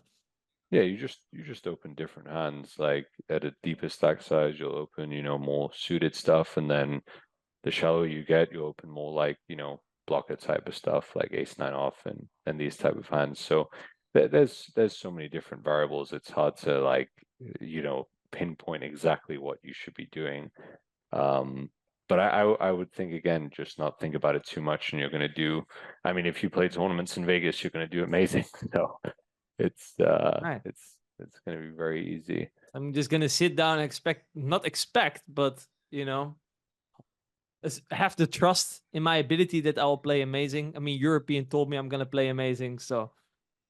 But I would imagine in tournaments, like live tournaments, you wouldn't want to, like, you would want to approach the game even more exploitatively. Like you wouldn't want to bluff in certain spots, and you wouldn't want to call in some spots and stuff like that. Like you should be able to gain a pretty good idea what these kind of spots are. I mean, I think a common one is like, if you play against a weaker opponent and you see bet a very dry board, like let's say it's King 5 Deuce Rainbow, and then the turn is an 8 and you've overbet the turn, you can kind of realize the guy has King X by the river and he's not going to fold. So like it's probably not a very profitable spot to bluff. So those kind of adjustments, whereas in a cash game, you might just be like, okay, you're going to bluff this hand. But in a tournament where your tournament life is at risk, you just probably don't want to be bluffing in this kind of a spot where the guy just has a king or better.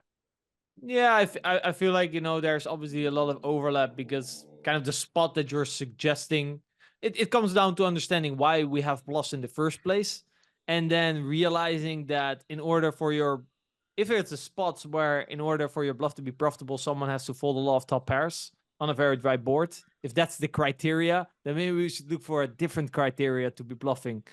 Exactly. That's kind of, I think, the main takeaway of this hand. Yeah. But I think there's a lot of these situations in tournaments where you can make a lot of exploitative adjustments based on, understanding these things. Yeah, and I think it's going to be the overlap to cash and MTTs in this spot. I think it's going to be because let's just call it psychology behind why spots lead to being overbluffed and underbluffed. Whether you play a cash game or MTT, it's going to be very, very similar, right? So I don't feel like I feel like often it's a bit overrated how big the difference is between MTTs and cash. I feel like at least when I play an MTT, like obviously I won't be as accurate when we're playing at shorter stacks, but I still understand, like, if you look ahead, like, oh, if I bet this hand, what's gonna happen? Oh, wait, I don't have a lot of chips, so if it has jams, that would really suck. Maybe I shouldn't be betting this hand, right? Something along those lines. And for me, especially if you play a live MTT, I have more time to kind of try to understand what's happening, take the variables in consideration. I can definitely enjoy it, and I feel like I can play decently accurate. But actually, I played a live MTT final table once, and I reviewed that with a MTT guy, and I butchered it quite hard. So maybe I misunderstand. But especially like final table dynamics. Basically, the mistake that I made, I was getting involved, and he said, "No, you shouldn't get involved. You should let all the short stacks, because if you now open, the short stack is gonna go in a less percentage amount of time, which means that he's gonna bust less amount of time. Whereas if you would have just folded this hand, the button there would have open shoved, I don't know, 40, 50%, and it would have been a chance of him busting." I was like, so I shouldn't be involved. That was like a kind of eye-opening for me. Whereas I was like, okay, I need to accumulate trips. She said, no, you don't need to accumulate chips in this exact example. So that's quite interesting. Do you believe that with the right guidance, anyone can reach high stakes poker? Yeah, I think so. I mean, I don't necessarily I don't know. I haven't come across anyone. It's maybe not anyone. I mean, you obviously have to have some kind of, passion to go for high stakes poker. It's a very competitive environment. Like not everyone necessarily wants that. So it's tough question. But I think if they want it enough, they can. So then for wanting it enough, you need a good drive. What has driven you and what keeps on driving you up until today? Obviously, you made a lot of money, which is an initial driver, I guess, for a lot of people. So what was your initial drive and what keeps you playing? My initial drive was I was just curious. I'm interested about the game, and then I obviously started having quite early success and making quite a bit of money, and that was nice because we didn't really have the best financial situation. So it was kind of life-changing for me and my family at the time. And yeah, then I just started studying the game. I got better and better and started reaching new heights and new levels of competitiveness. I mean, the games at the time when I was starting out were very small, and then they kept exploding, getting way bigger and bigger. So the competitiveness and the new people that came was also very motivating and inspiring. But I think poker for me was something that I was always very passionate about. I love playing, and I didn't really know what else I wanted to do with my life. So it kind of came at a right point where I just realized like this is kind of what I want to do, and I'm pretty good at it, and I can make some good money, and I can help some of the people close to me. So yeah, but then like moving forward to today, there was definitely some periods in my life where I was like, is it worth it? Like, should I keep playing? When you've reached a certain point and you've made a certain amount of money, you just realize like, okay, there's other things to life. Like, do I still want to be grinding? For like now and for how long? Like, what am I really going for? What are the goals? I had certain goals when I started poker and when I was going up the ladder, but once you reach like financial security, you kind of realize like what is it? But I guess I did have some thoughts about quitting sometimes, and about quitting just to I don't even necessarily like pursue something else, but just to spend my time in different kind of ways. And um I was having some issues with my health and so on, and I was thinking like, okay, like if I quit poker, I can maybe have better health and obviously, less stress and stuff. But then you kind of just realize like you're so good at the game, and you don't really know anything else, and you do love the game, and it takes, but it also gives you so much. And the people who you're evolved around, they're obviously kind of depending on you in a way, and they love you and stuff like that. So you just kind of keep going. And I do love grinding. I do love competing, and I do love all of it still the same way. It's very, very different because obviously my values for life has changed. Like when I was younger, I just wanted to have a good time, make money, survive kind of thing. But now when you've reached that, your values are completely different. Like now I kind of want peace in my life. I want the best health that I can have, the best energy. I want to have an amazing relationship with my girlfriend, with my family, with my friends. I want to play, good level paddle and stuff like this. Sometimes poker is conflicting with like paddle and sports and stuff because you'll play a session until very late, and then you go in the paddle court and you'll play absolutely shit because you're just so fucking drained. So yeah, I've definitely considered other alternatives at some point, but you always just go back into it and realize, it's there's pluses and there's minuses, but still more pluses as of now.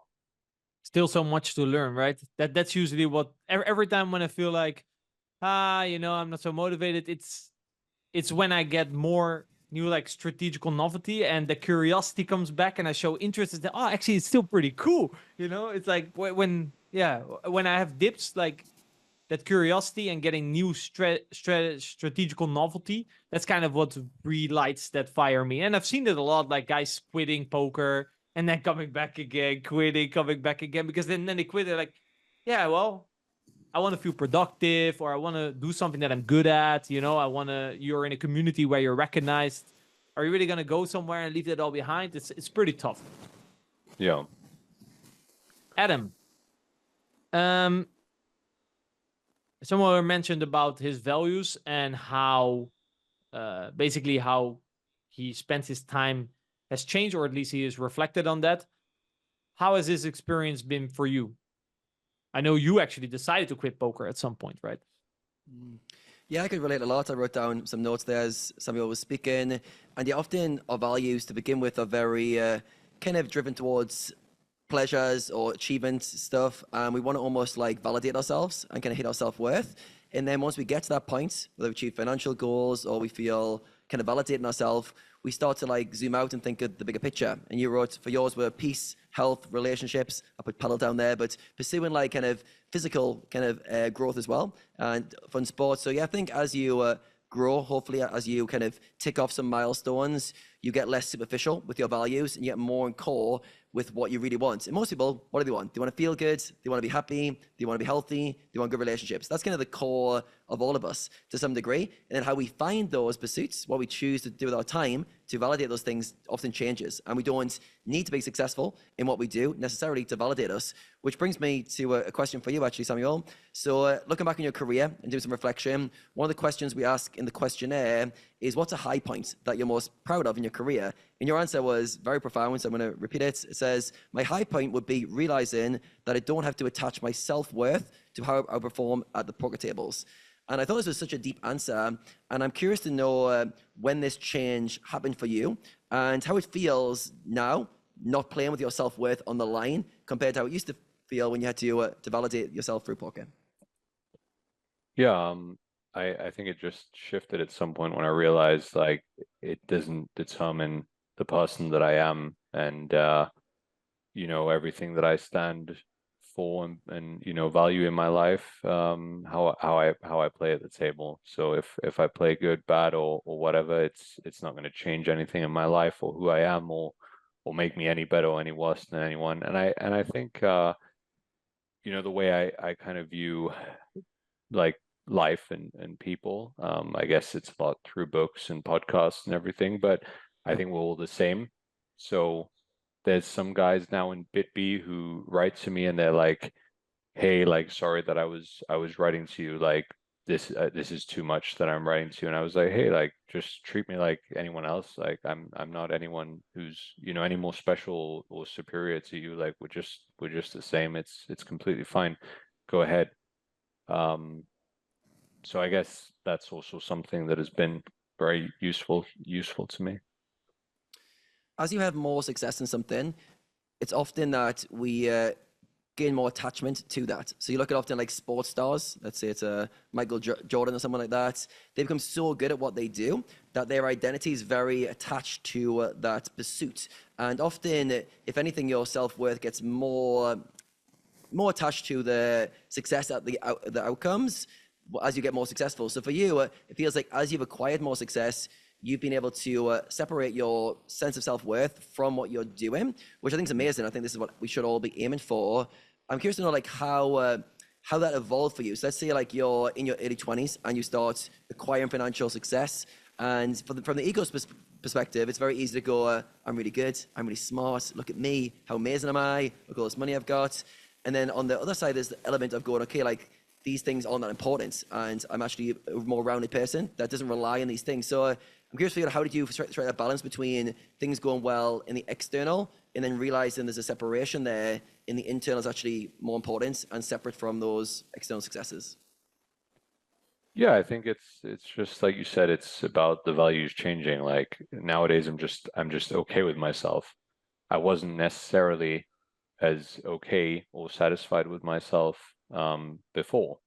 I had a lot of insecurities, a lot of anxiety, and you know, I didn't really know who I was. But now when you go into nature and you meditate and you do all these things and you kind of, you know, at least some bit of yourself you kind of find, you realize that there's so much more to life than all of that other stuff. And obviously that helps, and freedom and everything that comes with it is amazing, but it's not really gonna matter to anyone in the end of the day. Like anyone who I meet in life, if I go downstairs to the lift and I meet some person, like they're not going to look at me for everything I've achieved in my life. They're going to see what kind of energy I'm sending out there and what kind of vibe that's coming out of me. So I don't think it really matters in the end of the day. Why do you think so many people get lost in the pursuit and can't see that bigger picture?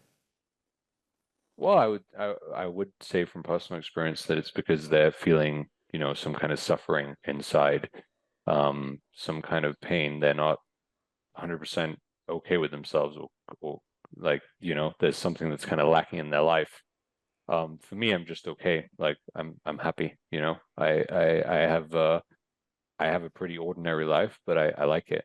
I like waking up every day. I love my family, my friends, my girlfriend. Like it's uh it's all just very good, So how did you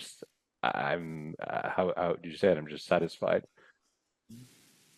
As you become more satisfied and okay with yourself, how did your motivation towards external pursuits, like being very good at poker, how did they change? Because I'm guessing, like, on some level, there's an element of trying to prove yourself that fuels you to study, to want to play, to validate yourself. Then all of a sudden, you feel very confident, comfortable in yourself. That kind of anxious feeling that caused you to do stuff is gone. Now you're in a more clear place. How did that change your relationship with poker and maybe your approach overall? Yeah, before, like I said earlier, before I was more concerned with what people thought about my play, and if I play a big final table, like how I'm playing, how I'm viewed, these kind of things. But now I'm more just about poker being a medium to reaching the zone, and challenging myself, and what I'm kind of capable of all the obstacles and everything that comes my way, what I'm kind of capable of dealing with. And that that just shows, like, it's an opportunity to kind of grow, and to perform at the highest level. So that's kind of what I appreciate in poker these days, compared to before, when it was more about this, superficial and all this kind of other stuff. So the motivation has definitely changed, but the curiosity to still be like really good at the game and just get involved is still very much there. And I guess, again, the people in BitB, they really fuel that, because they all really want to do well, and you can help them and stuff. So it's very motivating for sure. Yeah, love that. All right, I know you're a big fan of books and podcasts, so I'm going to frame a question in terms of 3 book recommendations you would give. So let's say I'm a mid-stakes poker player, and I'm very impressed with your mindset and how you've been able to stay calm and high-performing. And I want to know how you've developed that mindset. And for any books, 3 books that you could recommend to me to help me deal with maybe overthinking, or just building a resilience to low expectations, deal with my mindset better, all the kind of stuff we've talked about in this podcast. What are 3 books that come to mind that have helped shaped your mindset? Yeah, I've read a lot of books. Probably have, like, yeah, a lot. But a recent book that I read, which was really good, which talks a lot about different kind of energy levels, is Letting Go.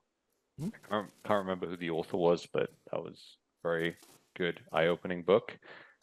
And then yeah, the other book has to be The Inner Game of Tennis. That has also been very useful for me in all kind of different ways. Um, what else? What else? Well, there's a lot of books about relationships and stuff like that, but I read this, The Mastery of Love, by Don Miguel Ruiz. That was also very good. Very teaching about relationships and personal relationships and stuff like that. So I guess those would be the 3. The Power of Now is obviously amazing as well. Yeah, very good. So yeah, Letting Go, I think, is by David Hawkins. I love Yeah. that book as well. It goes very deep into the energy of each emotion and how to let it go and to experience that. It's a very eye-opening book for people who haven't done that type of work, and it's very relatable to the emotional states and energies you're experiencing. So yeah, very much recommend that. I know you're also a fan of the book The Mind Illuminated. This is probably one of my favorite books on learn about meditation, how the mind works, trying to figure out a meditation practice that is kind of a little bit more goal-oriented. I'm a bit of a goal-oriented person. I know you're a fan of that book, so I'll probably add that to the list. But yeah, great recommendations. And it's one of those as well. I do the same as you, read a lot. And if someone puts me on the spot, I'm always like a bit edging towards this if I've recently read, because it's fresh in my mind. But then if I stop and think, it's like, oh, that book as well would be good. But yeah, those are really good book recommendations, so appreciate you sharing them. Have you actually done the different stages? I have, yeah. So I think there's 10 stages in the Mind Illuminated. So it goes through kind of meditative practice, and it uses like common elephant as analogy, and just for the audience to get up to speed. And yeah, I think I was on stage 6 from like my more honest representation of this way. You kind of almost like got a stable attention on what your focal object. It still wavers a little bit, but you can hold your focus on the focal object for the majority of the practice. So that was where I was when I last went through the kind of the scoring criteria. But yeah, I think it's a very in-depth. I learned so much about the mind itself, how the mind works, how it's functioned. Because this guy who wrote the book, The Mind Illuminated, was a neuroscientist, and then he came into meditation. And I like that kind of sciencey background because it allows someone to have hypotheses, try to prove stuff.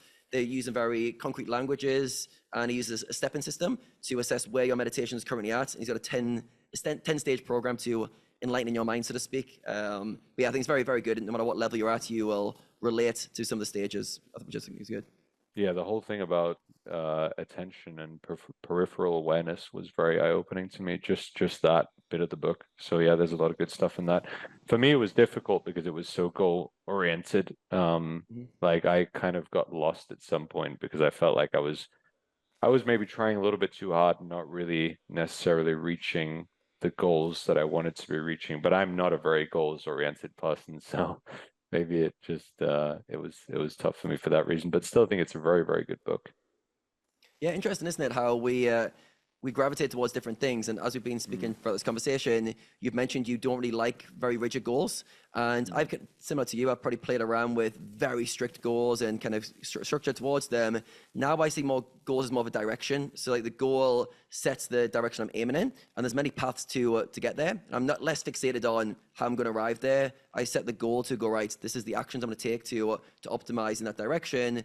And then just let whatever happens on that way. But yeah, that book is definitely a goal-driven pursuit. And I think some people disagree with meditation as having goals. Some say it should never have a goal. So there's definitely conflicting viewpoints. But I do think for a lot of poker players who are very analytical and maybe haven't grasped why you would meditate, where you go with it, I think it's a good framework to dive into. Yeah, for sure. Very good map. All right. Yeah. Final question for me. This is a bit of a trick question because I think it's so hard. We use like a narrative fallacy where we'll tell ourselves a story of how things worked out, and that's why it worked out. But I'm wondering for you, what would you say would be the greatest contributor to your success? Looking back on the 13 years, what's some of the greatest contributors or the greatest contributor to success? I mean, it's definitely the people around me. Like, I think it's not even close. Like, I've had such amazing people in my corner throughout my career, and would have never been here today without them. So, hands down. What is the second greatest contributor, which is a more of a personal one? If you alongside the people in your circle, what else do you feel like you've brought to the table or you've learned along the way that's helped you to succeed?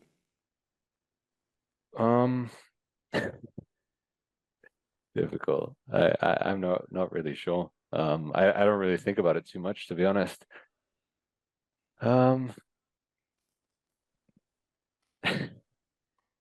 What would Pat's answer if we ask what has European contributed to your career? What would Pat's answer? I think it's just the curiosity and enthusiasm and drive to be, one of the best all the time. And even though there's been like a lot of ups and downs in my life and in my poker career, it hasn't really shied me away from just continuing to rise up to the occasion and keep going. So I guess it would be the mentality that I have to just keep fighting, keep going. Perfect.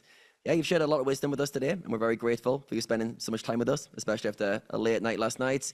What would you like to be a takeaway that the audience would take from this conversation that will help them in their career? Let's say the target audience is generally mid-stakes players trying to strive to be higher, very ambitious, very goal-driven, so to speak. What would be a lesson or parting words to give to those players? Probably to have fun at the table. Not take it so seriously. You're gonna die anyways, so might as well have fun when you're at the tables playing, instead of trying too hard and making things too complicated for yourself. So that would probably be it. Amazing answer. Yeah, have fun. I think often we forget, right? We forget that we're here for a short time. It shouldn't be so strict, rigid. We should enjoy the pursuits we're having. We should enjoy the life we're living. If you're playing poker for a living, wow, how amazing. And yeah, remind yourself that on a daily basis. So yeah, really love that. And yeah, any parting words from you, Rene? Any final questions that you've got on your list there? No, I wanna thank Samuel for sharing all his wisdom with me. It was a great convo. Thanks a lot for inviting me. Wow, what a great pot. Thank you, Mr. Samuel, aka European. Adam, what has been your main takeaway of all this knowledge? Yeah, I really enjoyed today's conversation. What really came across for me was his enjoyment of playing. He mentioned playing with presence, playing open-minded, having freedom when he's playing, and he classes poker as an art. And I love that because he's been playing 13 years and he's still enjoying it. He's got this curiosity that he brings to the game, and he's not just trying to intellectually solve a problem and trying really hard and making this big cognitive pursuit. He's actually enjoying the process of trying to show up. And he's mentioned as his motivations changed over the years, he's much more into just performing at a high level, letting the mind be quiet, and trust himself to go with these players, go with these reads, which I thought was really, really eye-opening. He then mentioned like the mentality. Our poker's all about the mentality. And the mentality for him was 120% focus, so full effort. And he mentioned like as he finishes his game or his sessions, he generally feels quite pleased with himself because everything he does around the grind is quite optimized and he's fully there, fully paying attention. So how you get there is another question in terms of how do you 100% have focus every time you're playing. But you can tell he mentioned picking up the small details. He mentioned time and tells, small things, and always trying to look for extra detail. That's, to me, shows someone who really cares. He's really present in the moments, and he's trying to play the best he can in the moments. Then I really like the holistic way that he lives his life. Poker is just a small part of it. He's playing a lot of padel. He goes in nature a lot, has good relationships. And at this stage in particular, he's got the point where poker is just a component. And yes, if it goes well, amazing. But if it goes badly, he can laugh at it. He can laugh at bad things. He can laugh at bad sessions. And another, like a novel trait, which I don't hear very often, is players being able to post their worst hands and then kind of laugh at how bad they played. That needs a lot of detachment from the ego, because the ego does not like humiliating itself and looking stupid in front of peers. So for him to be able to do that, obviously he's got a great community of people in BitB around him. I didn't even touch on that because the community is obviously a big factor for him. But yeah, I think the individual traits of not caring, being able to create this holistic life where other things he's got going on as well makes the losses or the daily swings feel less significant, and he allows him to play poker with enjoyment even 13 years later, which I think's amazing. How about yourself, Rene? What are the main takeaways from today's conversation? Yeah, I would say we could sum it up with his ability to perform, right? His ability to perform at a high level consistently. That's kind of what's everything constantly came back to that, because when I asked him, like, what are like common leaks that you see? Some other guests, they might go into more detail, but he said, no, it's like leaks that came from not being in the right state of mind or not thinking about the game in the best way possible.